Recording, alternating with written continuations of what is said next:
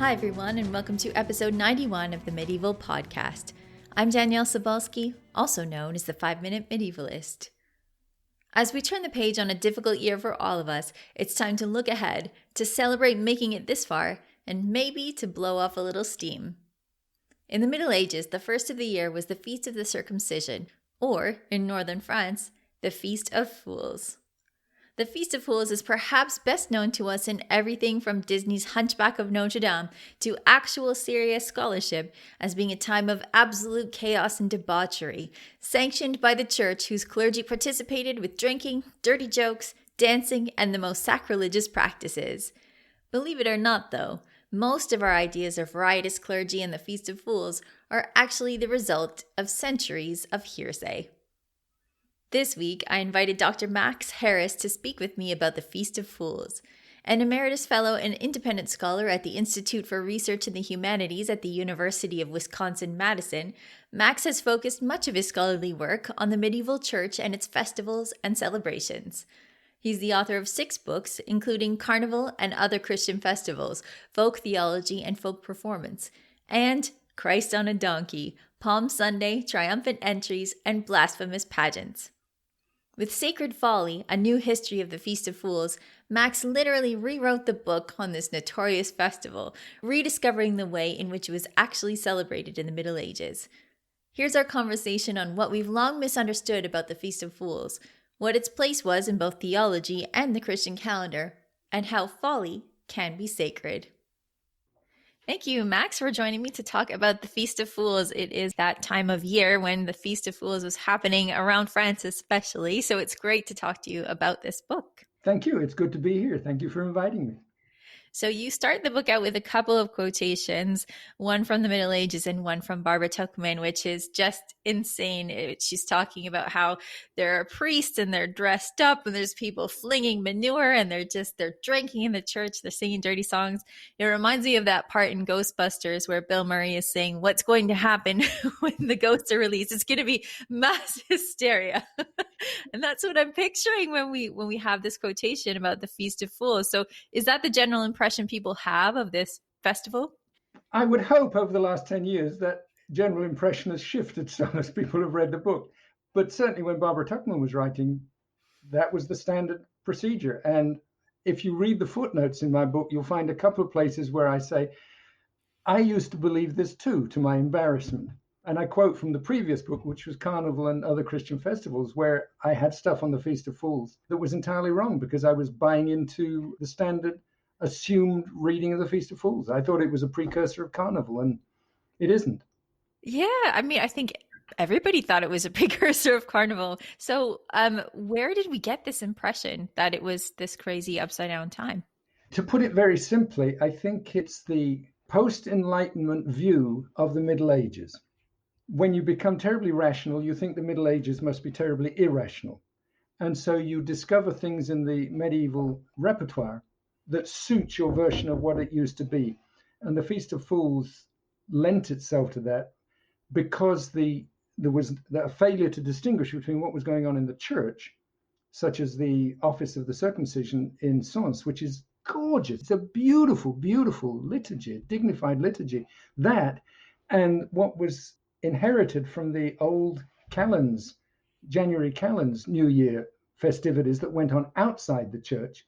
You confuse those two, and then you read back into the early Feast of Fools what you're discovering from, say, 16th century shenanigans going on outside the church, and assume that those all went on in the church. And then you get somebody like E.K. Chambers, whose 2-volume book on medieval theatre, who documents all the claims. And I started writing this book by going through Chambers and following up all his claims. Believing Chambers was the place to go. He was right. He knew what was going on. And I went back and then started going back to the sources.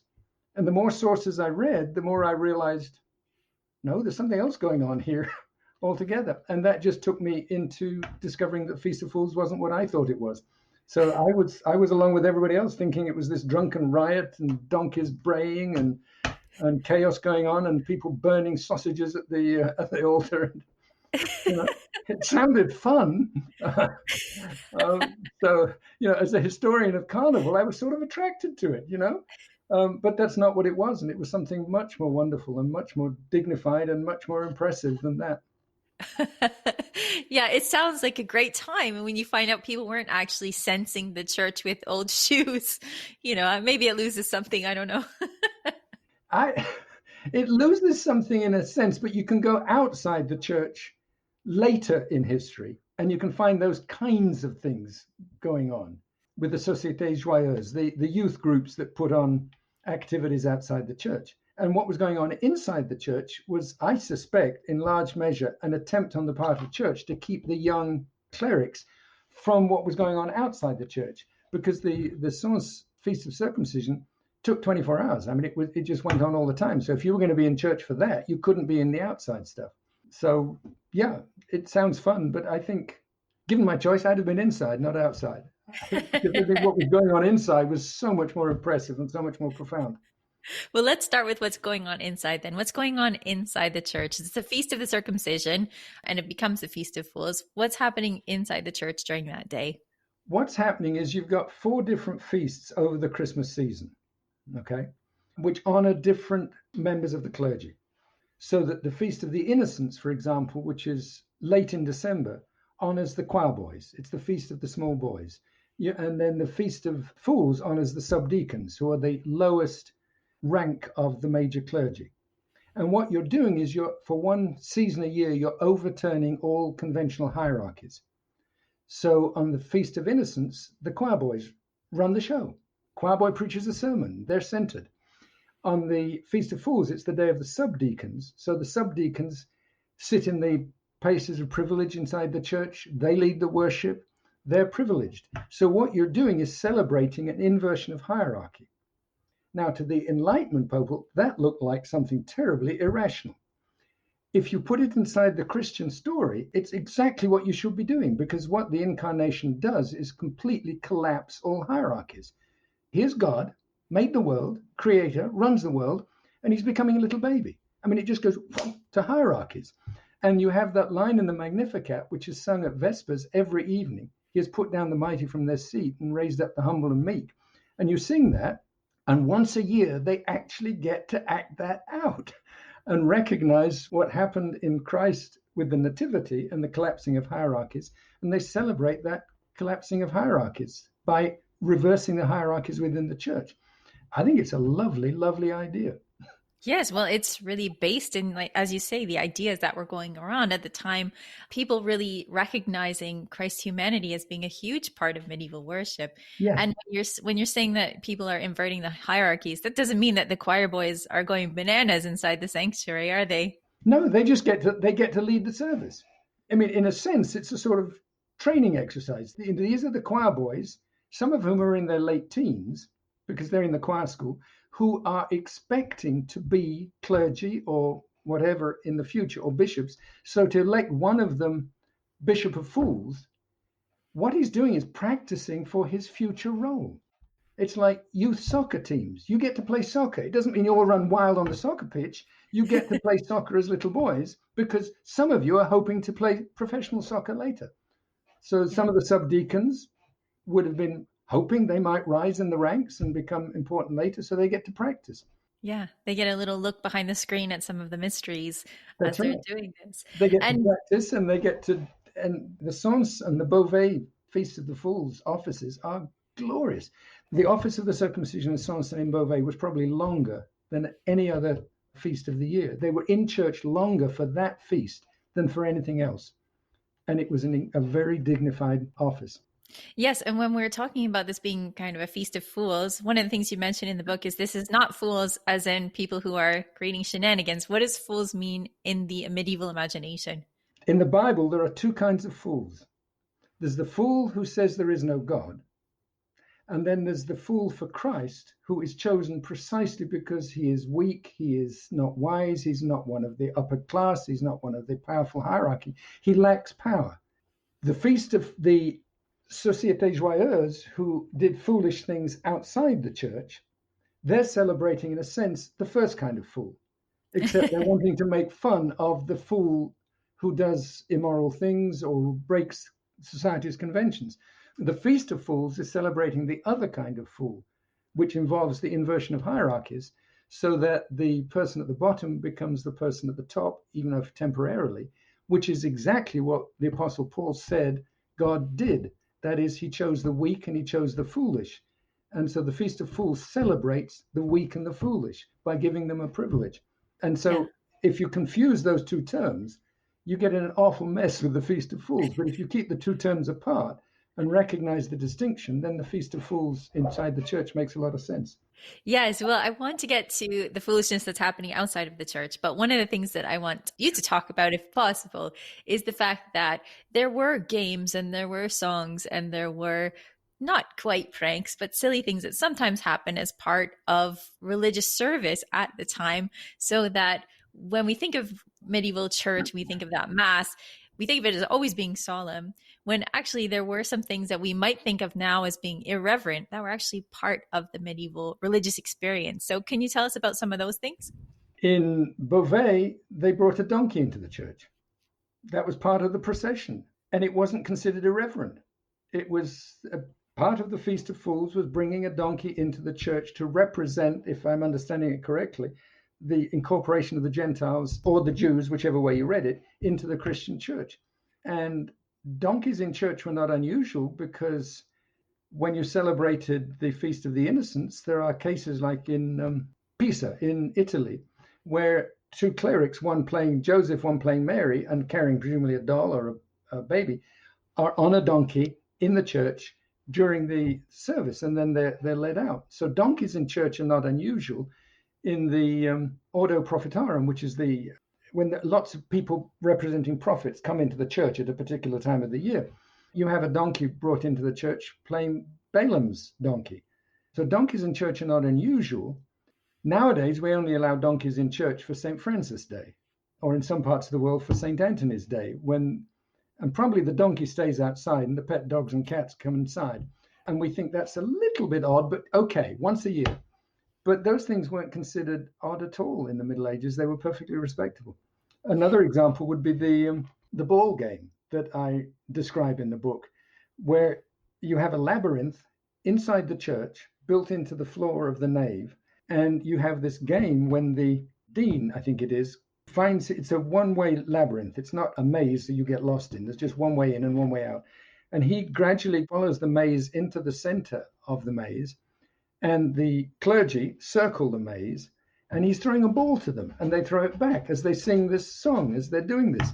And it's understood to be representing, because this is usually done at Easter, representing Christ's descent into hell and redeeming the people and coming back out again. And it's lovely. What we've now done is take the labyrinth and turn it into a kind of quiet meditative thing where we walk to the center and feel pious and walk back out again. And we don't have it inside the church, we have it outside. But in the medieval ages, they didn't just have a labyrinth in the church, they were able to play this fun ball game and sing a hymn while they did it. Yeah, exactly. There isn't the same separation between what is maybe earthy or what is maybe too joyful for church. That's not how things were in the Middle Ages. And you're somebody who studied theater a lot. And one of the places where I first encountered it was in medieval pageant plays or medieval mystery plays, Yes. where you have all sorts of things that you think are kind of scandalous, these racy jokes or jokes about, Yes. toilet humor. Yes. But that was really kind of a normal part of exploring humanity. Yes. Peter Brook wrote a book. You know who Peter Brook is? He's a great director, theatre director. He's now about 96, I think. But he wrote a book called The Empty Stage. And in it, he has a chapter on what he calls the rough and the holy. And he celebrates the fact that Shakespeare put both in there, the rough and the holy. That's what makes Shakespeare great. Shakespeare gets that from the Middle Ages. And when we discovered neoclassical rules of order in the theatre, then the two were separated. So you've got comedy or farce, and then you've got very respectable tragedy. What you get in the Middle Ages is you've got no separation of the two. And Eric Auerbach, in his classic book Mimesis, takes that back to the Middle Ages and talks about how in the Middle Ages, the rough and the holy were not separate. He doesn't use those terms, but the rough and the holy weren't separated, but they were all part of one. And they were part of one for the very reason the biblical story itself embraces rough and holy. And the Nativity embraces rough and holy, and there's some funny things happen in the Bible. And, It's true. we have this idea that the Bible should always be read in a very pious voice, and nothing funny ever happens. And Jesus never laughed. And Jesus actually was a very bad punster. I mean, he calls Peter Rocky,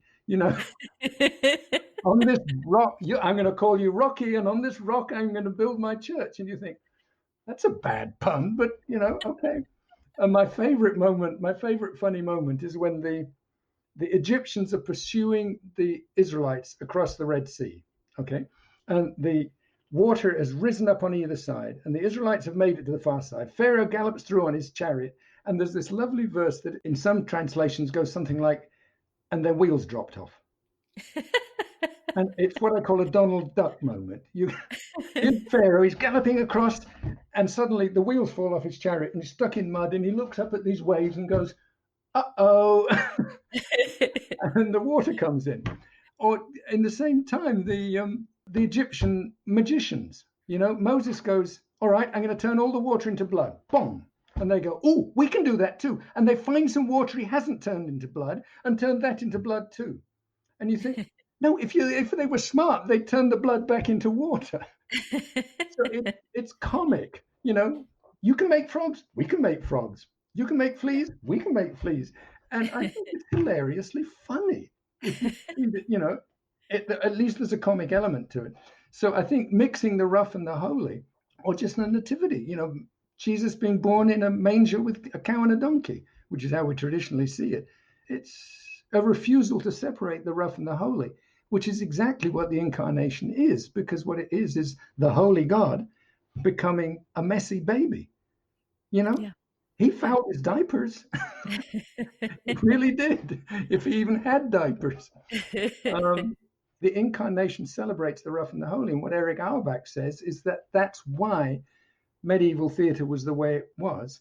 And it's the setting aside that and separating things under the classical way of doing things that gets rid of the rough and holy. Yeah, exactly. And I think both of those things, as you say, can be both at the same time. Like the Pharaoh's chariot losing its wheels can be comic, it can be tragic. It depends on how you play it, right? Exactly. And that's medieval theology in a nutshell. That's right. Yep.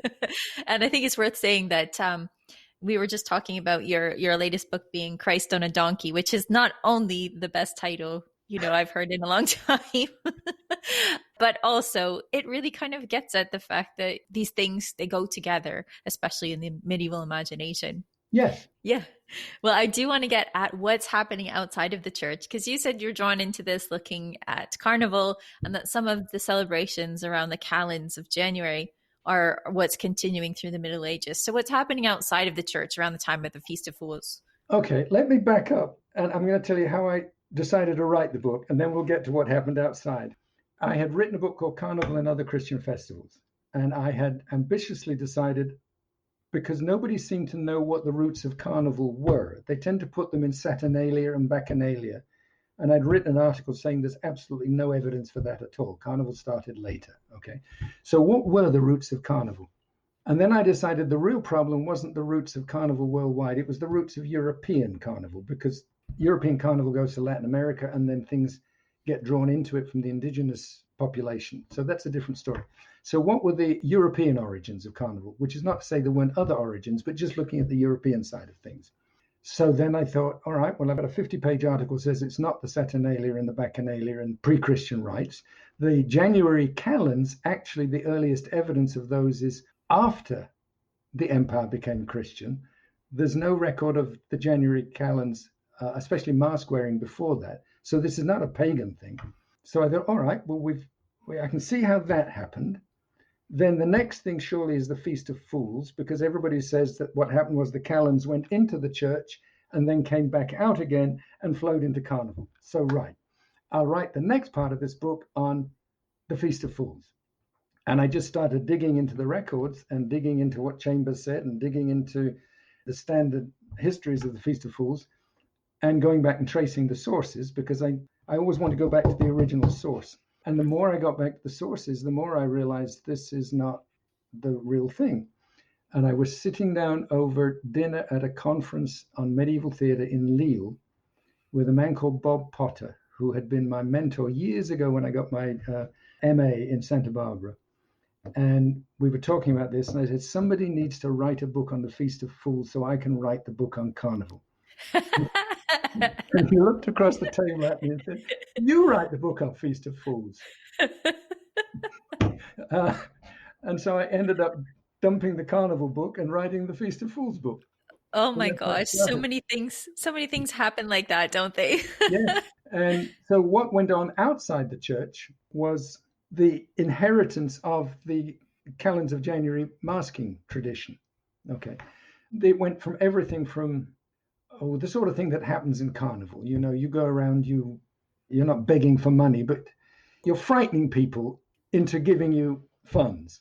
That's one thing. You're splashing around in water. You're forcibly baptizing clergy you capture in the font in the main square. You're driving a cart through the town and flinging cow dung at people. So the sort of wild thing that tends to go on at Carnival. And this was going on outside the church. This became more organized when you had what were called société, in France, sociétés joyeuses, festive societies, who gradually began to put on plays, and the festivities became bigger and it became more orderly. And in some cases, there was a link between the two, in that the cathedral's abbot of fools or the cathedral's pope of fools would play some role in what was going on outside the church. But there was always a very clear distinction between what was going on in the church and what was going on outside the church. So what went on outside the church was people did wear masks, people did cross-dress, people did all the kinds of things that people like Chambers and Tuckman thought happened inside. But there's a very clear distinction. In most cases, there were two entirely different traditions that happened on the same day. Well, as you were talking about this, you're saying that there were in France these sociétés joyeuses. Do you think that that's why this kind of idea of the Feast of Fools being this carnivalesque is associated with France because of these societies? Yes and no. The Feast of Fools is pretty much limited. The Feast of Fools in the church sense that I mean, it is pretty much limited to northern France. There are some in southern France, but there's a map in the beginning of my book, and you can just trace all of the places where there was evidence of a Feast of Fools. And you can see it goes down across France. That's Mm. where it was. There were a couple of cases in England, but nothing elsewhere, no Feast of Fools in Germany or Italy or anywhere else. So it's a French and predominantly a northern French tradition. I only followed the Sociétés Joyeuses in France. I didn't look at them elsewhere. I'm sure there are traditions like that elsewhere too.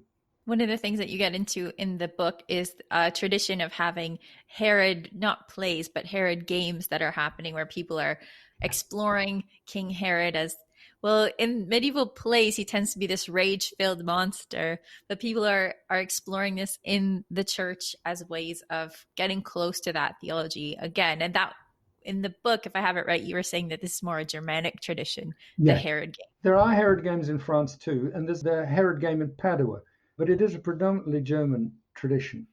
And what it was, you had a liturgical play of some sort.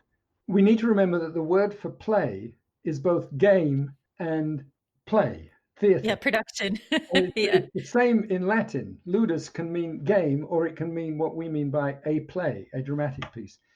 So when we talk about Herod games, we may be just talking about Herod plays. So anyway, a play was put on, and the Herod plays, what they actually do is demonstrate the failure of power, the failure of arrogant, proud power. Quite appropriate at the moment, if I may say so, without being too political.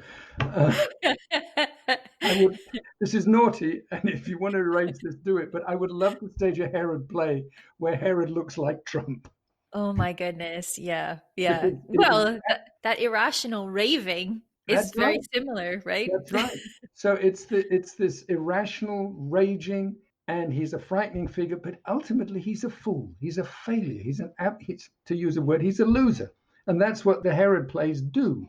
And they're well constructed plays that were done in the church. There is some evidence that they would then go back after the play was done inside the church to the place wherever the clergy were having their meals, the canons were having their meals, and they might put on some extra games in that context, where the sword fights, because they've had mock swords to kill the children in the Feast of the Innocents, and where they exaggerate some of the traits, and it's fun.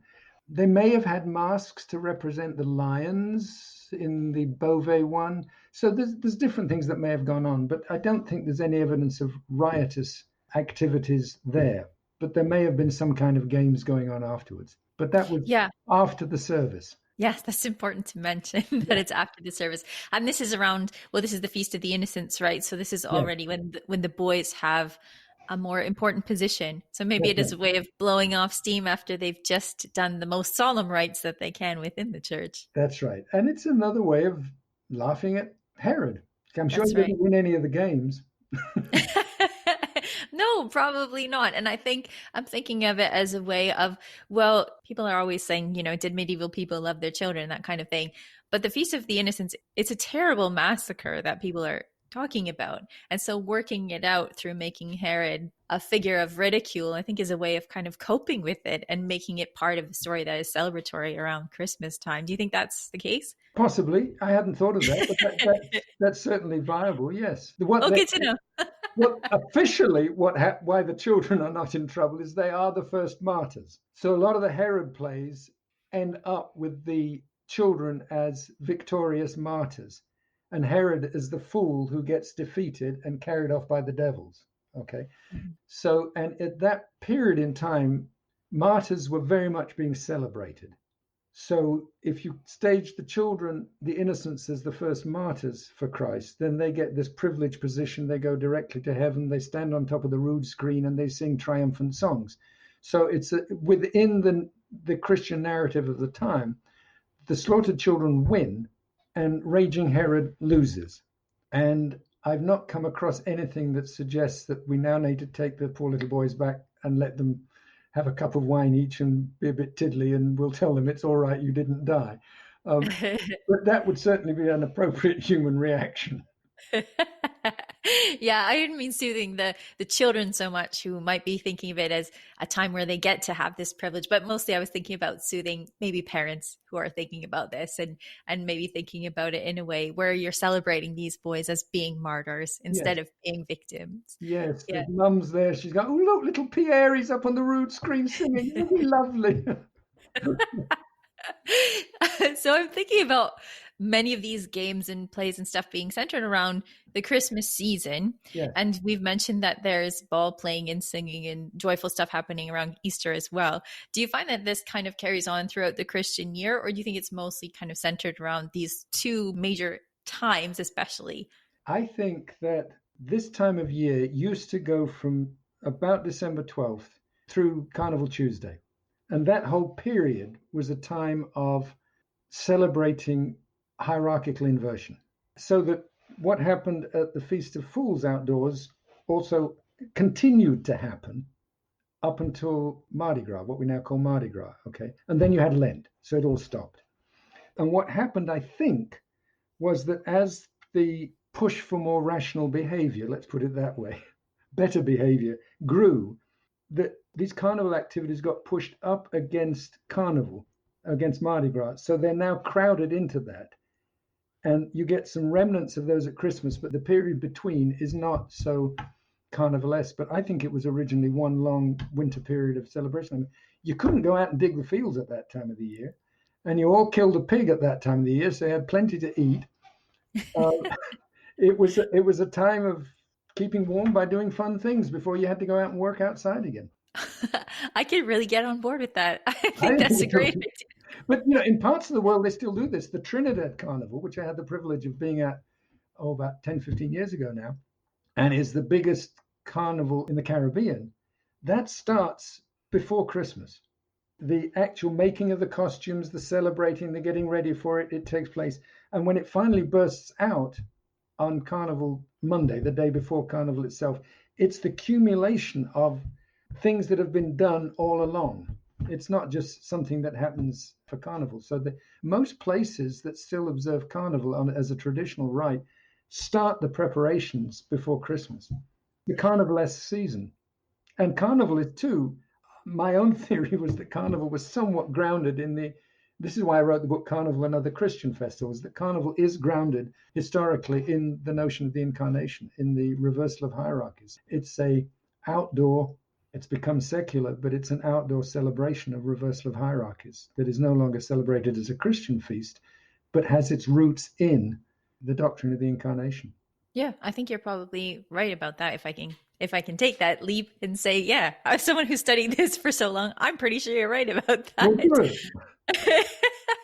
But I think that, yeah, that idea of really entrenching these human, earthy kind of ideas into the religious is something that we definitely get from the Middle Ages, even if it kind of loses its power or maybe loses its place in society and gets kind of relegated to just one day of the year. I had a question that came up Yes. just as we're talking, and that is, you have in the book that some of the clergy are complaining about the Feast of Fools. Do you think that's because people are taking kind of shelter from the weather in the nave of the church to have their revels in there? No, I think it's because Okay. I mean, I think it's more likely to be that some of the younger clergy were going outside Okay. and joining in what was going on outside. But you've also got this attempt to control activity from above. So I quote the example of a Pope, Innocent III, I think it was, who keeps issuing diatribes against the Feast of Fools. And he obviously has no idea what's going on at all. He's just heard stories. And he gets quoted as authoritative. And then there's Jean Gerson, who also decided he was going to take on the Feast of Fools without any indication that he'd actually ever been there, that he'd ever seen one. And at one of the church councils, he got something passed suppressing the Feast of Fools, which is what the faculty in Paris pick up on in that classic sentence that gets quoted all the time about the bad things that happen to the Feast of Fools. And so there's that suppression from above. I suspect it's got nothing to do with what was actually happening, but a certain resistance against reversals of hierarchy. People at the Yeah. top of hierarchies don't tend to like hierarchies being reversed. And I think there's a resistance to that. And if you can hear stories of ugly things happening on those days, and you can attach them to the Feast of Fools, then you have a legitimate reason in your own mind for suppressing the Feast of Fools. What is striking in my mind is the degree of resistance that local chapters engaged in to resist those kinds of suppressions. You know, if the Feast of Fools was as bad as people make it out to be, why were these chapters year after year after year saying, no, you can have money to do it, no, you're going to do it, and finding ways around the prohibitions that were coming down from on top in order to continue to do it? It wasn't because they were into rioting and drunkenness. It was because they knew on a local level the precious thing that this feast was. And as you say in the book, people, when they describe the Feast of Fools, they're taking bits from everywhere and conflating them as if it happened all in one place at one That's time. absolutely right. Yes. Yeah. If you have an idea of the Feast of Fools as bad, you then put all the untested quotations you can, put them together and go, that happened everywhere, every Feast of Fools, always, for over 4 centuries. And it is so demonstrably wrong. But it has been said so often that people believed it. And when I started work on this book, I basically went back to E.K. Chambers, and that's a book came out in about 1902. 2-volume book came out about 1902. Nobody had written anything challenging Chambers seriously for a long, long time. I quote a Frenchman called Aimé Charest, who in the 19th century challenged the prevailing view. But Chambers wrote his Nobody Challenged Chambers. What was very gratifying when this book came out was how many people came to me and said, you know, I'd always thought there was something wrong with Chambers, but I didn't know what. And what I was able to do was just diligently track down what was wrong. And Yes. there were some lovely moments. I spent a semester at Yale Divinity School as a visiting professor. And the key book that Chambers must have read everything that was available. I don't know whether he worked in the British Library or he went overseas and tracked down books overseas. I don't know, but he had read everything except a book by a man called Louvet about the feast in Beauvais. And he was quoting from somebody else to describe this early feast in Beauvais who had claimed to have read Louvet. And Chambers didn't have this, so he just assumed the later description was right. And I managed to find this book in the rare books library at Yale. And it was in the process of transition from one part to another. They dug it up for me, founded it, and I was able to hand copy, because you couldn't copy it because it would have hurt the back.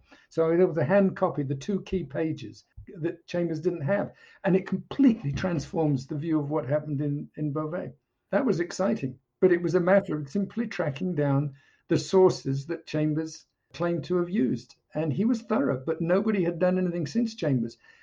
But a lot of people had obviously felt that there has to be something else going on besides that, because that doesn't make sense, but they didn't know what. Yeah. It was just a question of digging in their records.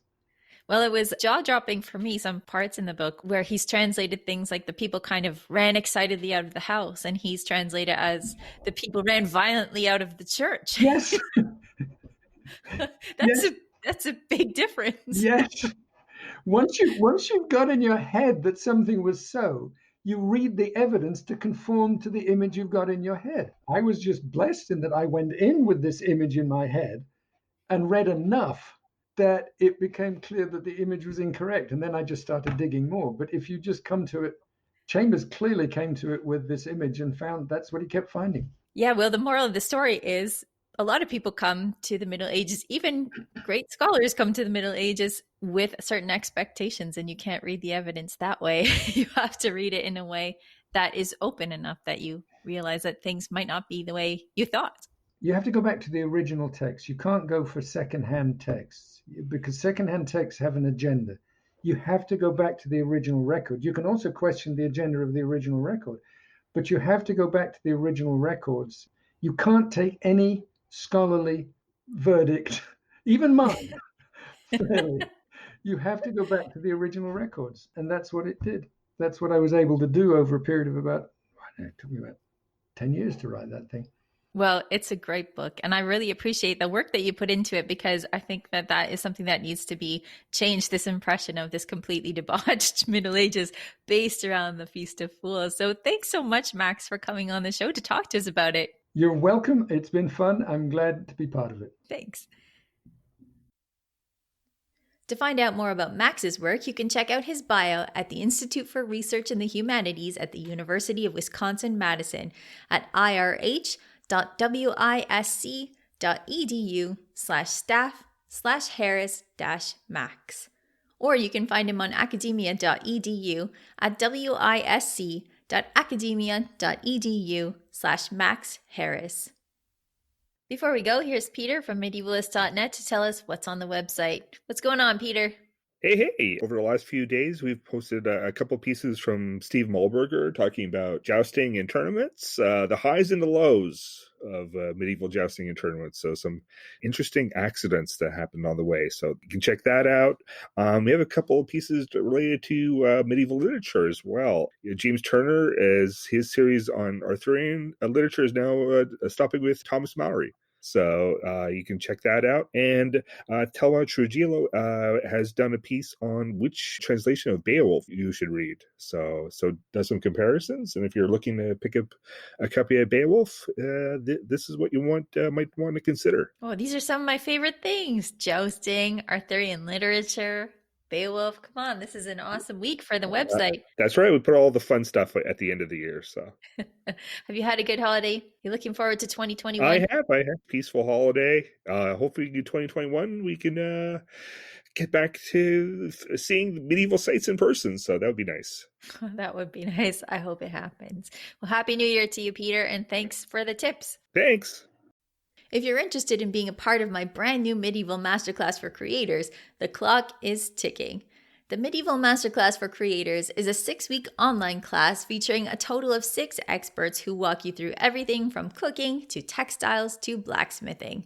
We use video to show you colors, textures, and techniques so you can draw, paint, code, or describe the Middle Ages to your readers with both accuracy and ease. Along with these exclusive videos, you get access to manuscript images, photos of artifacts, a bibliography, a community of fellow creators, and access to me to help you work through plot holes. Class starts January 8th and it's filling up quickly. You can find all the information and sign up at medievalmasterclass.com. Thank you, as always, to our patrons on patreon.com for all your support this year. Whether you're looking for subscriptions to Medieval Warfare Magazine or the Medieval Magazine, membership in our book club, our exclusive maps by Tina Ross, or you just love the podcast, there is something just for you on our Patreon page. To find out how to become a patron of the Medieval Podcast, check out patreon.com/medievalists. For everything from festivals to fun and foolishness, follow Medievalistnet on Facebook or Twitter at Medievalists. You can follow me, Danielle Cebulski, on social media at 5MIN Medievalist or 5 Minute Medievalist. And you can find my books, including Life in Medieval Europe, Fact and Fiction, at your favorite online bookstores. Our music is Beyond the Warriors by Geefrog. Thanks for listening, and may 2021 be your best year yet.